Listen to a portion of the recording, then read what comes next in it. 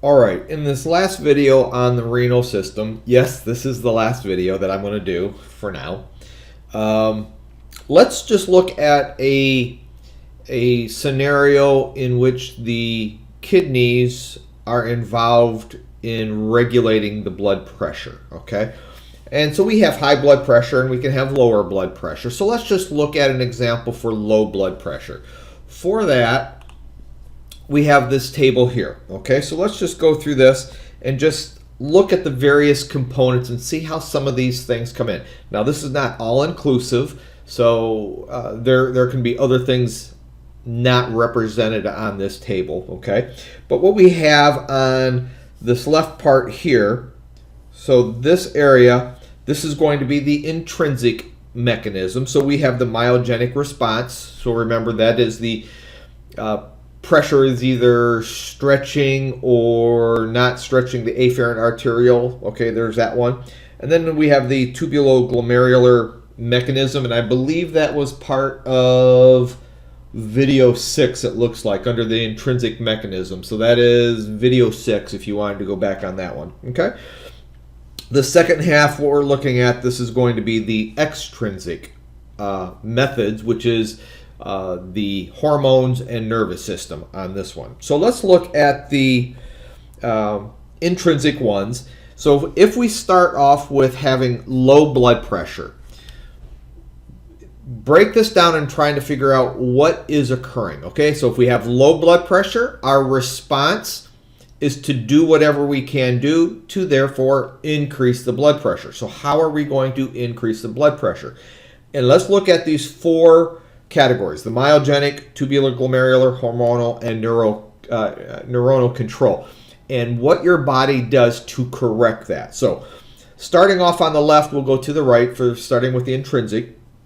So with low blood pressure, you have low pressure in the afferent arteriole. So the afferent arteriole really isn't stretching much. Because you have low pressure in the afferent arteriole, you are going to have your GFR, glomerular filtration rate, is going to be low because your net filtration pressure, remember that NFP, that's low, so your glomerular filtration rate is low. So if that's the only method that we have right now, what can we do to correct it, okay? So, like I said, we have decrease of stretch of the afferent arteriole, and because it's not being stretched, that causes low GFR. So if we dilate the afferent arteriole, more blood gets into the glomerulus, it increases or raises the net filtration pressure, which then increases your glomerular filtration rate on this one. Okay, so we're dilating the afferent arteriole, increases GFR. Sounds simple, okay?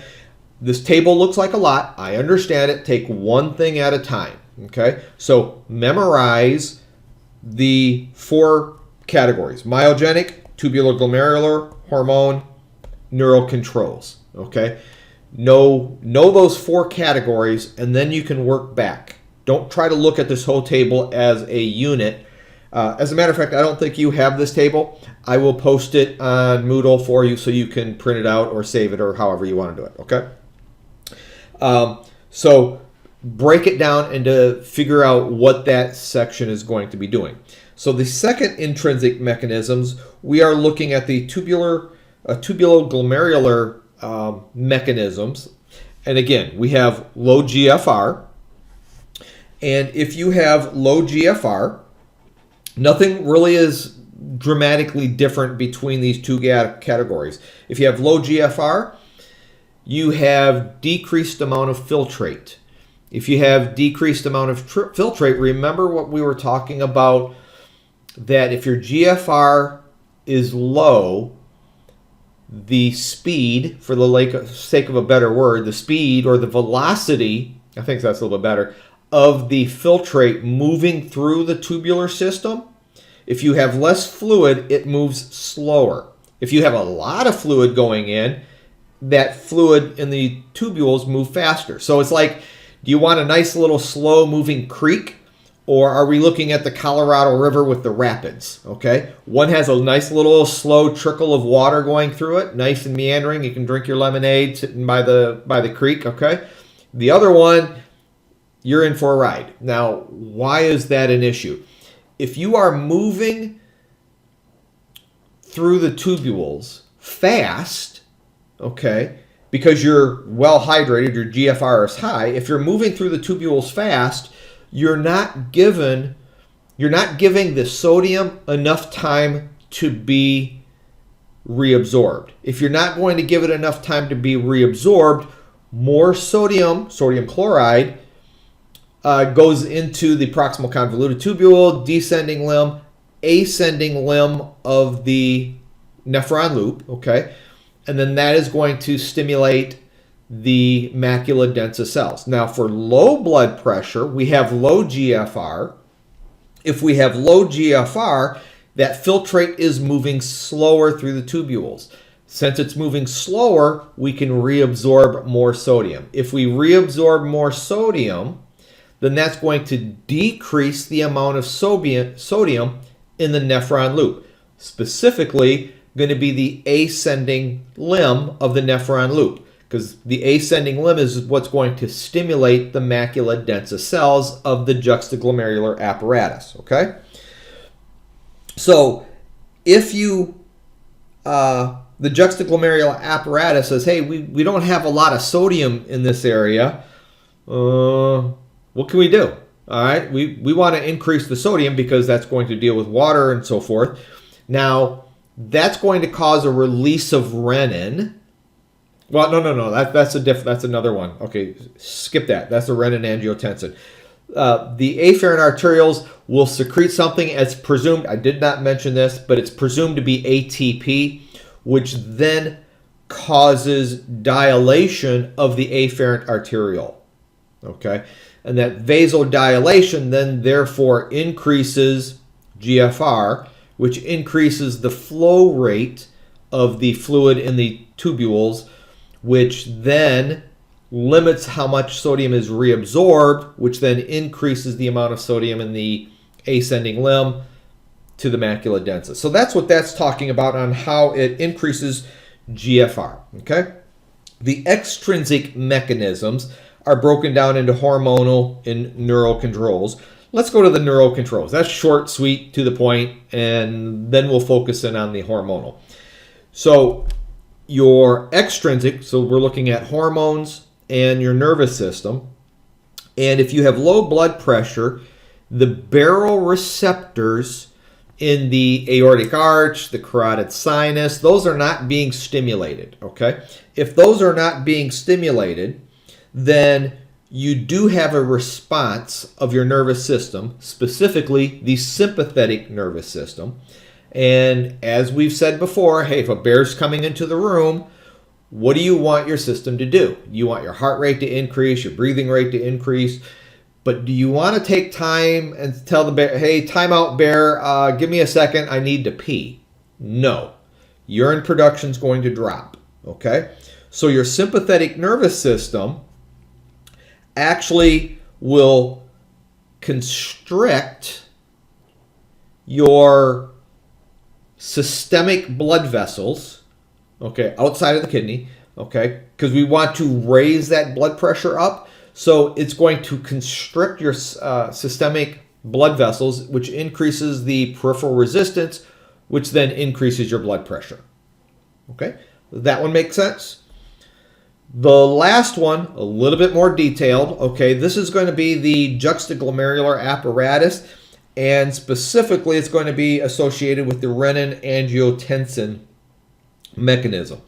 All right, so let's get back into the nephron loop with the filtrate. It's going the ascending limb.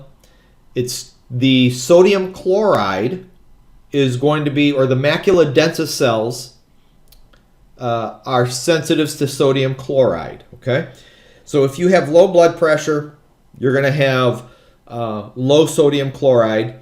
The macula densa cells will instruct the granular cells of the afferent arteriole, okay? Macula densa cells are part of the distal convoluted tubule. The granular cells are on the afferent arterial side.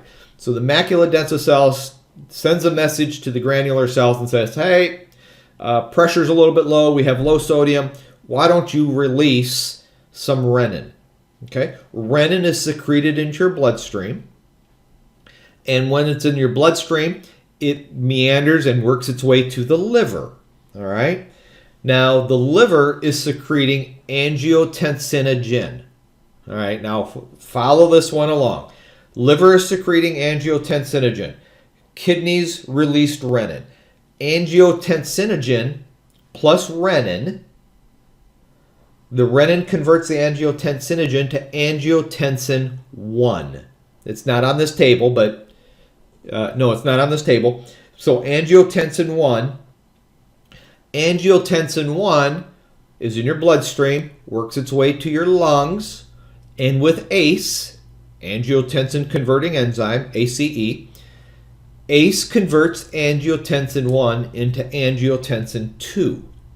Now, angiotensin 2 is what we want, okay? Now, that does a couple different things. Angiotensin 2, one of its direct effects is to cause your systemic arterioles, arms, legs, all that kind of stuff, to constrict. So that's going to be similar to the sympathetic stimulation. Causes that vasoconstriction on this one. Vasoconstriction increases resistance, increases blood pressure. Okay. Angiotensin 2 also goes to the adrenal cortex and says, hey, we've got low pressure, why don't you secrete aldosterone? All right, so aldosterone comes from the adrenal cortex. Aldosterone, as you know, goes to the tubular system of the kidneys, and it tells the renal tubules to increase sodium reabsorption. Now, if you increase sodium reabsorption, water is going to follow that. If you bring in water or reabsorb water by osmosis, that increases the blood volume, increases your systemic pressure as well. Okay? Now, one other thing in here that we didn't look at is a hormone. Let me do a different color here. Would be antidiuretic hormone. So how would that apply? That comes from your posterior pituitary. Okay? Now, ADH secretion is going to be based on the osmotic gradient or the concentration gradient of the interstitial fluid surrounding we're in the renal medulla. Okay, that's the interstitium in that area. So that's the concentration gradient. That is also, don't forget, that is videos 13, 14, 15, and even 16. Okay. But I think that one is, I don't know which one. So if the concentration gradient drops, stimulates the posterior pituitary to release ADH. ADH goes to the collecting tubules and collecting ducts, and it puts in aquaporins to allow water to leave the collecting duct and be reabsorbed by your system. Water, as it's being reabsorbed, works the same way as water increasing the blood volume, and that increases as well. Okay, so you can see there's multiple factors in here, and now again, this is not all inclusive. You can throw in a lot of other variables on this one, but that just kind of gives you a layout as to what's happening. Okay, so I will post this picture on Moodle. I'll probably just put it right underneath the last video, so you're not trying to find it. And good luck. We got one more series for the digestive system.